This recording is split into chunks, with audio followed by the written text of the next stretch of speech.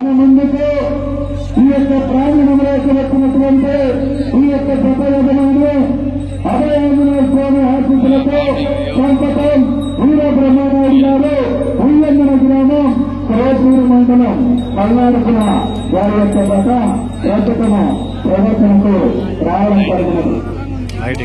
అన్నదాన కార్యక్రమం ప్రారంభమైనది.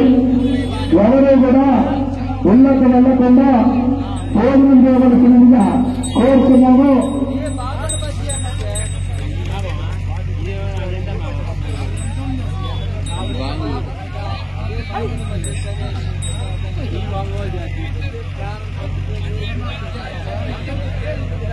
ఆ యొక్క సీతారాముల వారి కళ్యాణం జరిగిన శుభ సందర్భంగా నికరంపల్లె గ్రామం యొక్క యువత తరపున కోలాట కార్యక్రమము మరొక సేపట్లో ప్రారంభమగును.